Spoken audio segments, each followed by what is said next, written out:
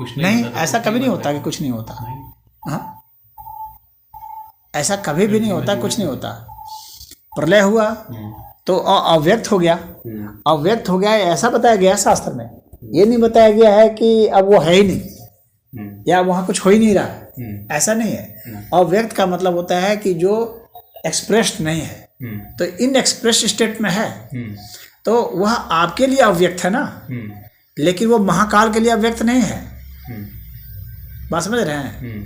तो वो वहाँ पर जो घटनाएं घटित हो रही हैं वो हमारे लिए तो जो है हमारे रेफरेंस से तो वो मान लीजिए कि अभी हम पता ही नहीं चल रहा है, लेकिन शिव को तो पता चल रहा है ना, तो उनके लिए तो वो अव्यक्त नहीं है ना, हमारे लिए ना अव्यक्त है, महाकाल के लिए अव्यक्त नहीं है। तो वो वहाँ तो जो घटनाएं तो घटित हो रही हैं, लेकिन हमें पता नहीं। बहुत सुसुप्ति में चले जाते हैं तो सुसुप्ति में भी तो घटना घट रही होती है ना। जब हम मान लीजिए घोर निद्रा में हैं तो ऐसा थोड़ी कि हमारा दिल नहीं धड़क रहा होता है, धड़क रहा होता है ना, घटनाएं घट रही होती है, लेकिन हमको पता नहीं चल रहा होता। बात इतनी है, घटनाएं तो घट रही है उस समय भी, हाँ, उसमें भी खून दौड़ रहा है, ठीक है, वो अपना काम कर रहा है, घटना घट रही है, लेकिन हमारे माइंड को इसका कोई अता पता नहीं चल रहा है। हाँ, तो वो सोचेगा कि भाई कुछ हो ही नहीं रहा है, तो वो अव्यक्त स्टेट हो गया वो, लेकिन घटना तो घटित हो रही है। ये सदैव होता रहता है, चाहे महाप्रलय हो चाहे प्रलय हो चाहे सुसुप्ति हो, घटनाएं तो घटित होती रहती हैं। घटनाओं के घटित होने का कभी भी सिलसिला थमता नहीं है, थमता नहीं है। तो ये जो अनंत सिलसिला है, ये अनंत सिलसिला जो चेंज का है, तो ये इनफाइनाइट चेंज जो है, हाँ, तो इसलिए इन्फिनिटी सिद्ध होती है और यहाँ पर जो है शाश्वतता सिद्ध होती है, यहाँ पर एब्सोल्यूटनेस सिद्ध होता है। तो ये जो कांस्टेंट चेंज है वो वास्तव में जो है एक तरह से वो परमानेंट है। तो वो परमानेंट वो हो गया।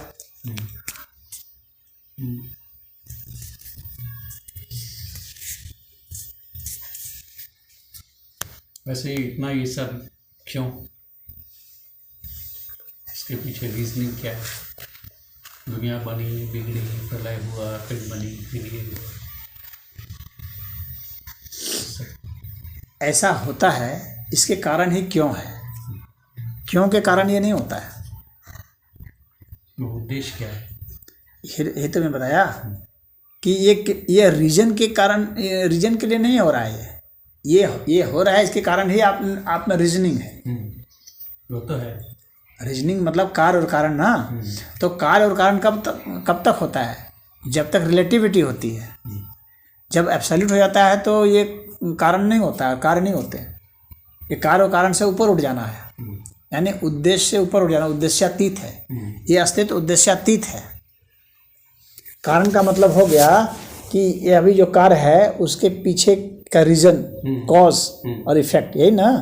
तो अब ये कॉज और इफेक्ट का ये सिलसिला जो है जब इनफाइनाइट हो जाएगा तो फिर कॉज और इफेक्ट कहाँ रह जाता है? ये किसी रेफरेंस से ही कॉज है या इफेक्ट है। जो रीजनिंग है ना, तो वो रीजनिंग इसीलिए है, किसी रेफरेंस से ही कॉज और इफेक्ट होता है। और जब इन्फिनिटी हो गई तो फिर वो उसका रेफरेंस समाप्त हो जाता है। हाँ, फिर जो कॉज है इफेक्ट है वो सब उसमें समाहित हो गया, तो वो अनंत हो जाता है। तो इसलिए उद्देश्यातीत बताया गया है। ये जो यह अस्तित्व जो है ये उद्देश्यातीत है क्योंकि ये अनंत है। तो यहाँ रीजनिंग नहीं है, यह किस लिए है ऐसा नहीं है, ये है इसलिए आपका ये शब्द है किस लिए।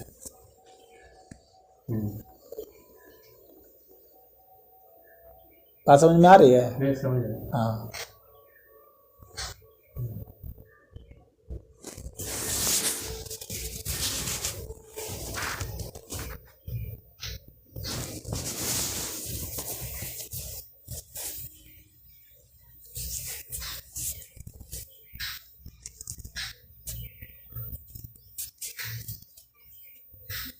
हम लोग का मस्तिष्क जो है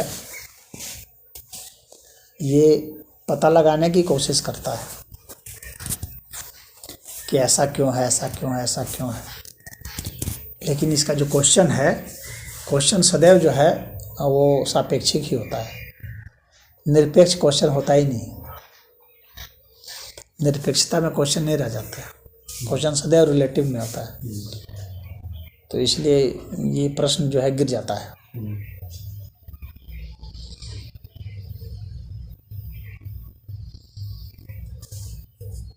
ये पूरा अस्तित्व जो है, इसलिए इसको पूर्ण कहा गया है। ओम पूर्णमिदः पूर्णमिदम्, ये अस्तित्व जो है वो पूर्ण है। पूर्ण है तो ये पूर्ण है, तो इसका मतलब हो गया कि इसके पीछे कोई कॉज या कोई इफेक्ट नहीं है, ये बस है ही है।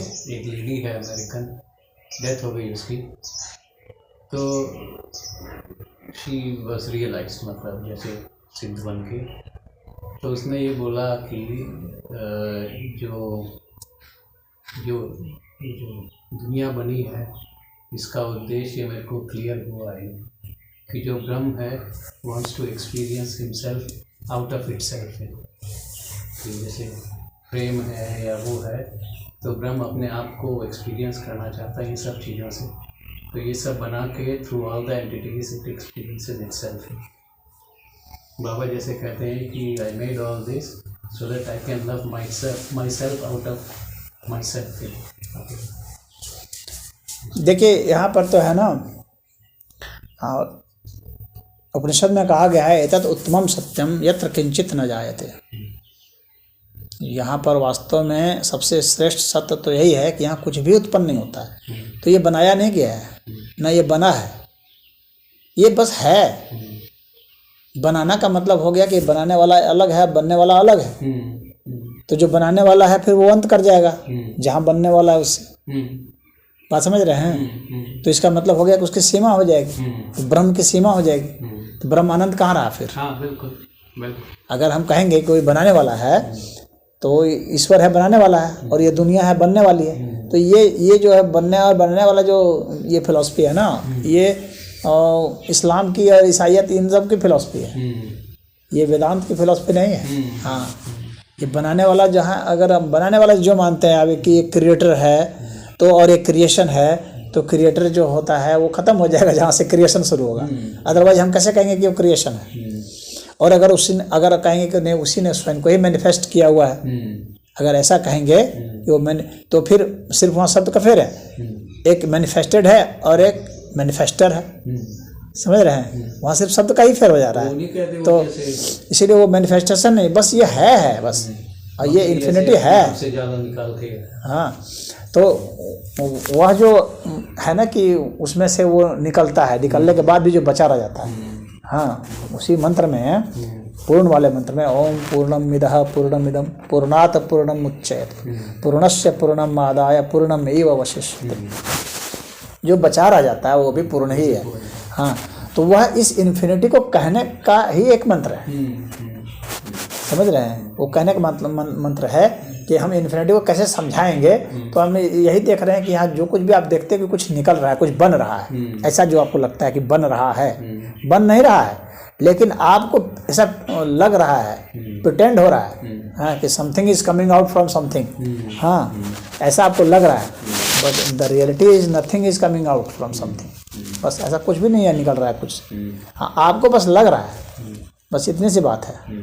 और ब्रह्म को क्यों रियलाइज करना है, उसको क्यों एक्सपीरियंस करना है? इसका मतलब है उसके ये सिद्ध हो जाएगा कि उसके पास एक्सपीरियंस की कमी थी। बात समझ रहे हैं? अगर जैसे वो आपने कहा ना कि वो महिला ऐसे कर रही है, हाँ, कि वो Brahman wanted to experience himself, that is why Brahman created this world. ऐसा नहीं है, इसका मतलब हो जाएगा कि फिर उसमें एक्सपीरियंस की कमी थी। हाँ, that is why that Brahma was experimenting. हाँ, हम एक्सपेरिमेंट क्यों करते हैं? क्योंकि we have to know something from that experiment. हाँ, it means we lack knowledge, तभी ना एक्सपेरिमेंट कर। तो फिर ब्रह्म को जो है वो ज्ञान स्वरूप कहा गया है, उसके पास थोड़ी ज्ञान की कमी है कि उसको एक्सपेरिमेंट करना है। ये सब जो है, ये सब ब्रह्म इल्यूजन है, सब वास्तविक नॉलेज नहीं है। ब्रह्म सदैव ज्ञान स्वरूप है। वो सदैव ज्ञान स्वरूप हैं। और वेदांत हमारा यही कहता है ब्रह्म ज्ञान स्वरूप है, ज्ञान की कोई कमी नहीं है और कहीं कोई प्रयोग नहीं किया जा रहा है। हाँ, कुछ भी बन नहीं रहा है। ये जो बन रहा है ये आपका भ्रम है कि बन रहा है। आपका जो स्टेट ऑफ माइंड है वो ये देख रहा है कि बन रहा है। जब आप रियलिटी में पहुंचते हैं देखते हैं कि यहाँ कुछ भी नहीं बन रहा है, ये तो शाश्वत सत्ता है। एक स्टेट पर जाकर आपको लगता है कि बन रहा है, तो जिस स्टेट पर आपको बन रहा है तो उस स्टेट के लिए वह इल्यूजन है, उसी को माया कहा दिया जाता है। जब आपको लगता है कि कुछ बन रहा है और जब आपको लगता नहीं है कि कुछ बन रहा है, वह सब जो है सो है ही है, अनंत है, तो बस उसे वही जो है रियलिटी है, रियलाइजेशन है।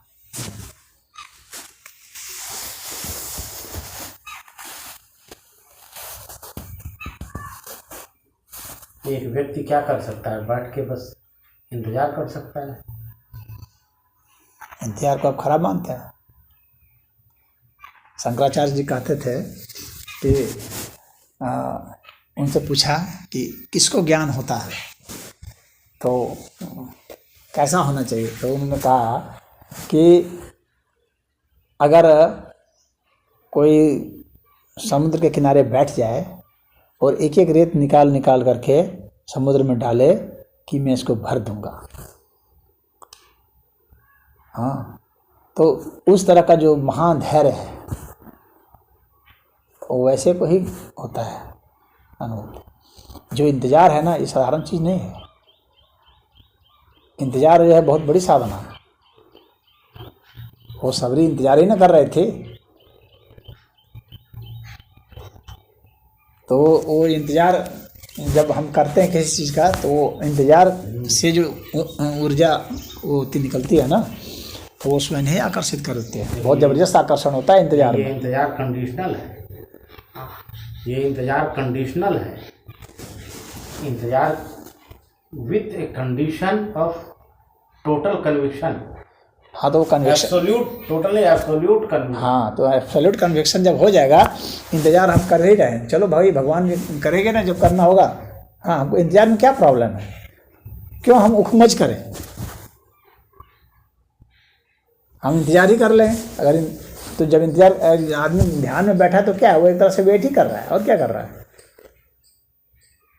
वेट कर रहा है। सिर्फ एक उसका वह रेफरेंस पॉइंट है कि इसके में कोई जो है कोई घटना घट जाएगी,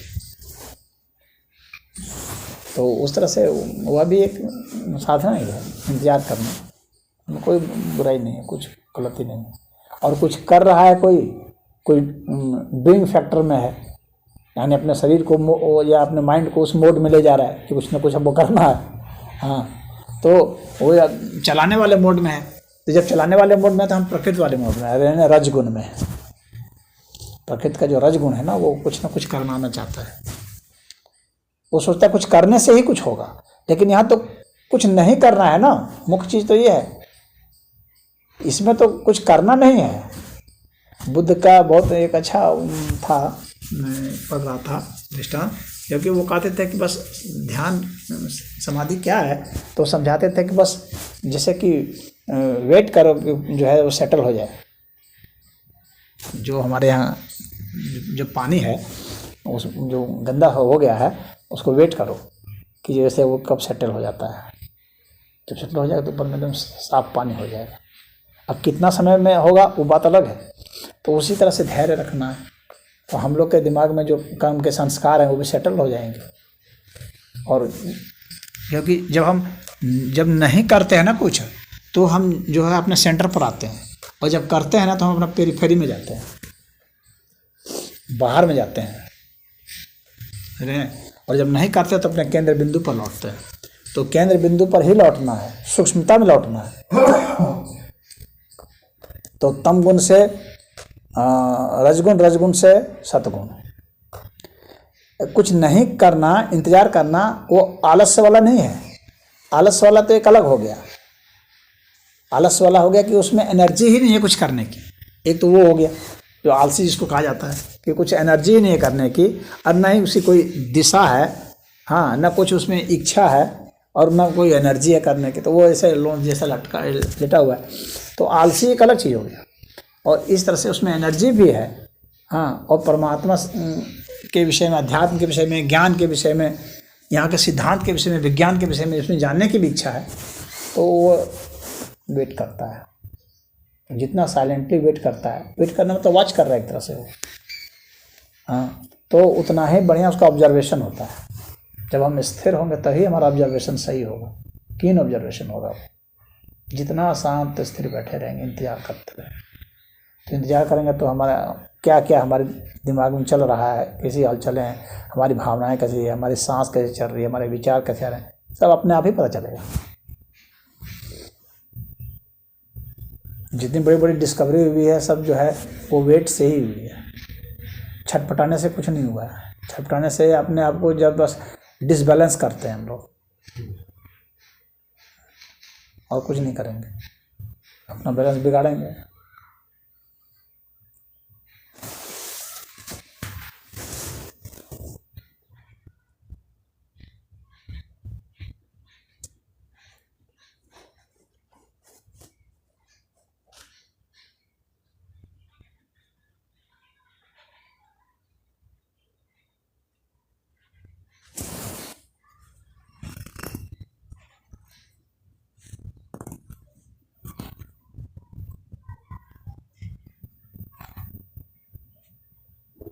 एक्टिविटी को जितना हम लोग कम करते जाते हैं ना, जितना ही कम करते जाते हैं उतना ही हम लोग में मैग्नेटाइजेशन बढ़ जाएगा, ये जान लीजिए।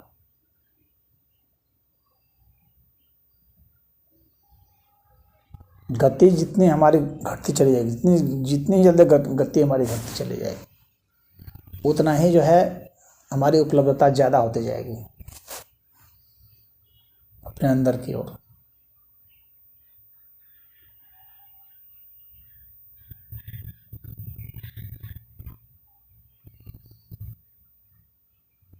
हमारी ऊर्जा बिल्कुल अपने में जाने लगेगी, इन्वर्ट होने लगेगी, उसका डायरेक्शन अपने भीतर होने लगेगा। और जितना करने के चक्कर में रहते हैं उतना, क्योंकि करेंगे सदैव तो बाहर की ओर ही करेंगे, तो ऊर्जा बाहर की ओर ही जाएगी। जितना कम करने की कोशिश करेंगे, जितना कम करने की कोशिश करेंगे, एक भगवान भैरव ने भगवती भैरवी को साधना बताई है, तो वो ऊर्जा मुक्ति ध्यान है।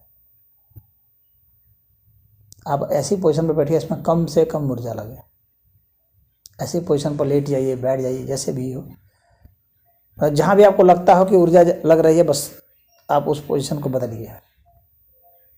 हाँ, अपने को ऐसी पोजीशन पर ले जाइए जहाँ ऊर्जा कम से कम हो, जहाँ आपको कम से कम करना होता हो।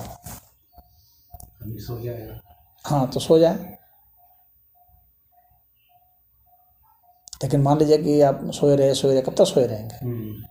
एक समय फिर आएगा ना, फिर जागेंगे, उसके बाद भी आप पोजीशन जो है अपना ऐसे रखिए, तो फिर जो है वो नींद भी खत्म हो जाती है।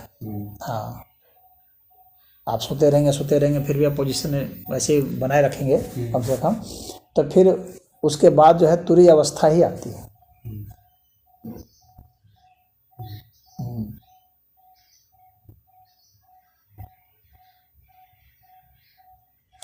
और अगर उगता करके आप फिर कुछ एक्शन करने में आ गए तो फिर वही फिर जागृत में चले जाएंगे। तो ये जो व्हील है, हाँ, टाइम का, वो उसी में चलता रहेगा फिर। लेकिन आप जागृत में मत जाइए, जगे हुए हैं लेकिन इस तरह से जागृत मत हो जाइए कि आप बाहर के एक्शन लेने लगे। बाहर के एक्शन जब नहीं लेंगे तो फिर आप जगे हुए हैं, आप में एनर्जी भी है, तो वो एनर्जी को आप भीतर की ओर ले जाना है। तो वह मूवमेंट जो होता है ना, वो सभी में चल रहा होता है। यानी जो गतियाँ हैं, अगर इसका फिजिक्स देखा जाए तो बाहर की ओर तो एटम मूव कर रहा है, लेकिन एटम अपने भीतर भी मूव कर रहा है। हर एटम अपने भीतर भी एनरोल हो रहा है।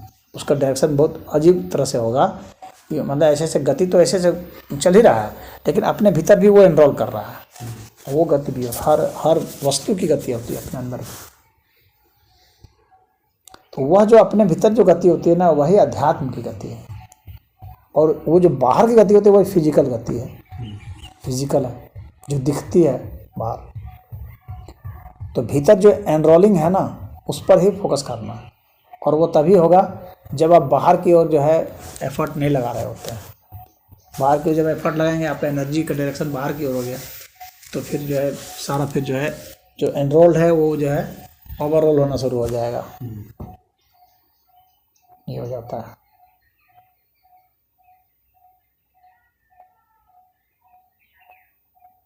जिंदगी ऐसे तो बितानी मुश्किल है कि ऊर्जा वाली कम ऊर्जा वाली स्थिति में आप बैठे रहें। जिंदगी आपको थोड़ी बितानी है। जिंदगी तो ऐसे जैसे बीत रही है बाहर की गति हो। हम लोग जिंदगी की बात ही नहीं कर रहे हैं ना, हम लोग जिंदगी और मृत्यु के बाद की बात कर रहे हैं। वो अलग स्टेट की हम लोग बात कर रहे हैं ना, हम लोग अध्यात्म की बात कर रहे हैं। सामान्य बाहर की गति की बात तो कर ही नहीं रहे ना। आप उस स्टेज पर जब आप चले जाएंगे तो उसके बाद फिर तो जो होगा सो होगा।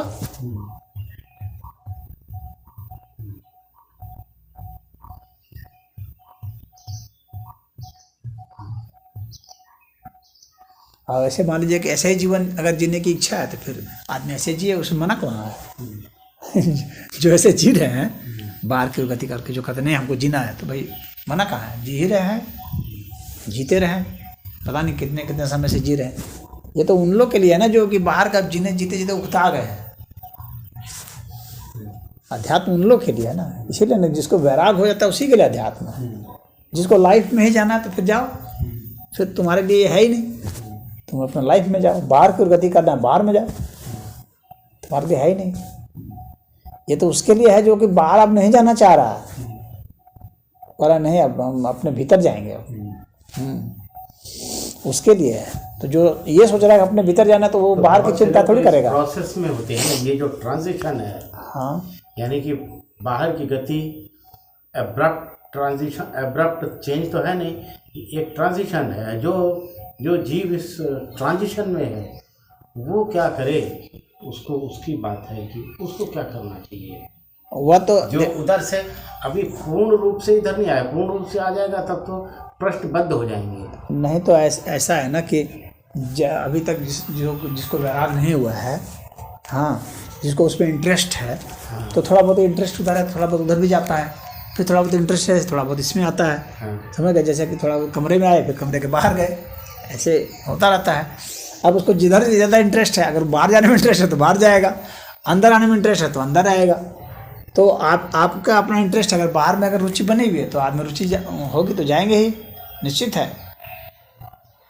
लेकिन अंदर वास्तव में आप तभी जाएंगे जब आपकी बाहर में रुचि ही नहीं रहती। एक तो वो होता है जो कि जैसे साधना होती है, एक आदमी मौन साधना कर लेता है कि अब मैं जो 4 दिन तक नहीं बोलूँगा, समझ रहे हैं, एक ऐसी साधना होती है।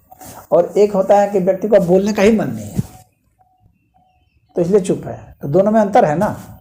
जो सोच लिया 4 दिन नहीं बोलूँगा, इसका मतलब उसको बोलने की इच्छा तो है, बस 4 दिन के लिए बस वो किसी तरह सोच रहा है कि न बोले। और एक को मन ही नहीं है, अब बोलना बहुत बोल दिया, थक गया, बोल कर चटा गया, अब उसको कोई इच्छा नहीं है। तो वो उस व्यक्ति का जो मन है वो ज़्यादा अच्छा होगा, वो कीमती मन है। तो उसी तरह से जिसको अब कोई रुचि नहीं रह गई है, अब वो जो जाएगा भीतर ना, वो वास्तव में भीतर जाएगा, उसकी इंटरेस्ट ही नहीं है बाहर में, तो उसकी सारी एनर्जी भीतर की ओर घूमने से लगती है, वो वास्तव में आध्यात्मिक हो पाता है। और जो कभी बाहर भी थोड़ा इंटरेस्ट ले रहा है, कोई भीतर भी ले रहा है, तो ठीक है, वैसे को साधक कहा जाता है। जो थोड़ा बाहर भी ले रहा है, कोई अभी फर्स्ट स्टेज का साधक है, तो बाहर भी कुछ ले लिया, बाहर में भी उसको कुछ रस मिल रहा है तब ना जा रहा है। और जब उसको देखेगा आप कुछ रस नहीं, बेकार है, तब उसकी इच्छा नहीं होगी न मिलने की, न जुड़ने की, न कुछ करने की, न धरने की। बस ऐसे ही है। न्यूनतम वो संबंध मतलब रखेगा बाहर से, न्यूनतम भाई इतना ही संबंध रखेगा कि जैसे उसका लाइफ बना रहे, बचा रहे, हाँ, एनर्जी उसमें कुछ मिलते रहे, कि भीतर भी जाने के लिए तो एनर्जी चाहिए ना। तो उतने भर तक का वो हो सकता है मतलब रखे बस।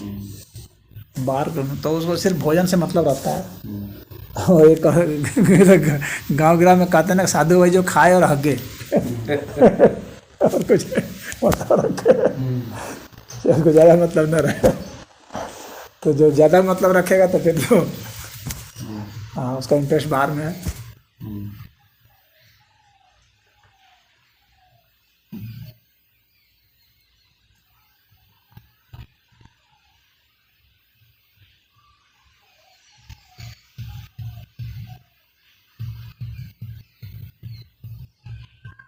और फिर एनर्जी इंटेक जो है ना, उसका जो है वो घट जाता है। फिर अपना जो शरीर है, इस शरीर में ही जो ऊर्जा विद्यमान है ना, उसका ही फिर वो यूज करने लगता है,